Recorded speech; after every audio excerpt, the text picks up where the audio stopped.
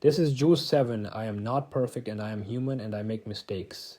This is my sincere attempt to summarize the 7 Juz of the Quran in a calm and gentle story format that is easy to listen to and easy to understand.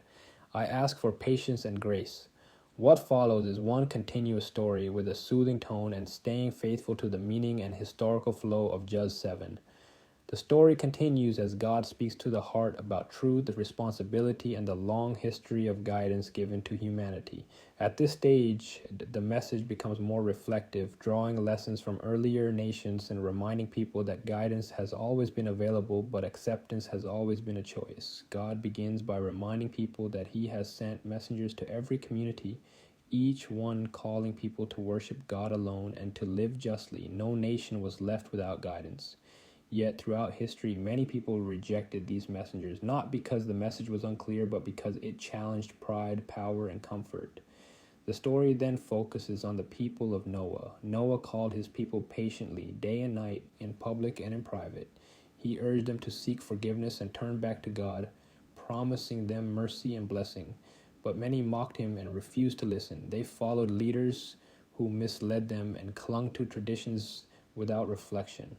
When they persisted in rejection, the consequences came, and only those who believed were saved. This story is told not to inspire fear, but to show the result of arrogance and the value of patience and trust in God.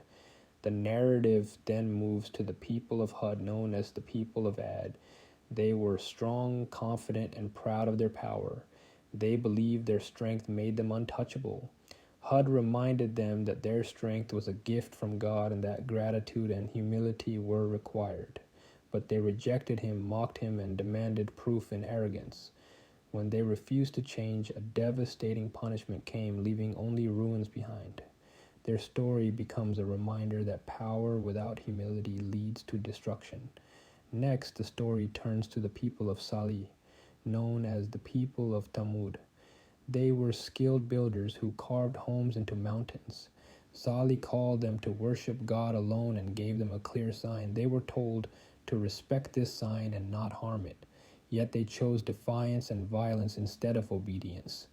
Their rejection was not out of ignorance, but out of rebellion. When the consequence arrived, it was swift and undeniable. Their empty dwellings remained as silent witnesses to their choices. The narrative then speaks of the people of Lot. Lot warned his people against moral corruption and injustice that had spread openly among them.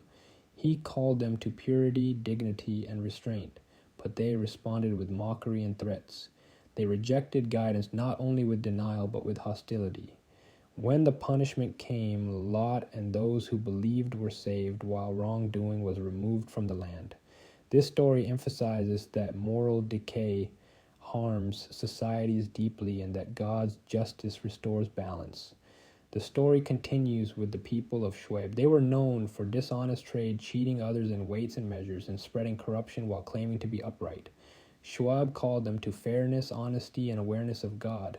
He warned them that faith cannot coexist with exploitation. But many rejected him, accusing him of weakness and threatening him. When they persisted in injustice, the consequences followed and their prosperity vanished. After recounting these histories, God turns directly to the listener and explains why these stories are told. They are not myths or entertainment, they are lessons meant to awaken the heart. God reminds people that He never wronged these nations. They wronged themselves by rejecting guidance after it became clear.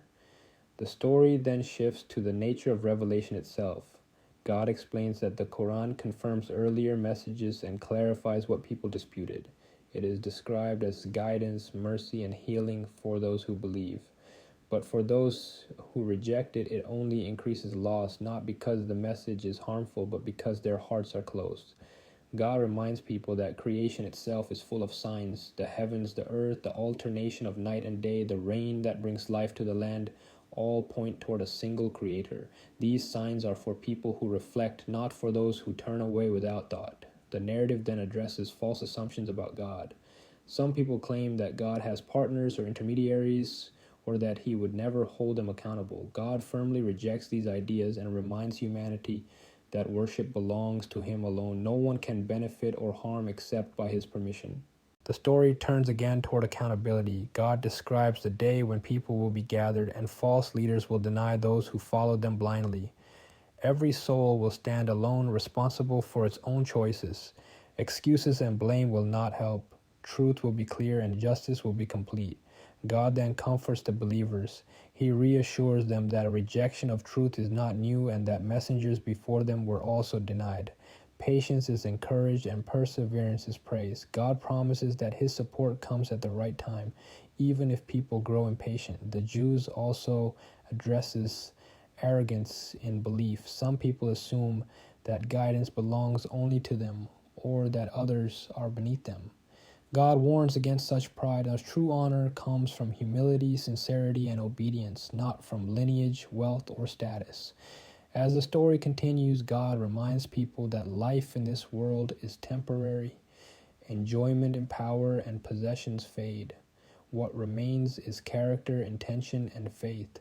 This reminder is gentle but firm, encouraging people to invest in what lasts.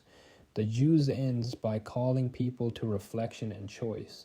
Guidance has been shown clearly, history has been laid out honestly. The path of truth is open, but no one is forced onto it. God invites humanity to walk the path of humility, justice, and remembrance, assuring them that he is forgiving, aware, and near.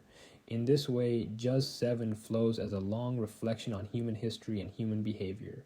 It shows that the struggle between truth and arrogance repeats across generations. It teaches that strength without humility fails, that knowledge without sincerity misleads, and that faith requires patience and courage.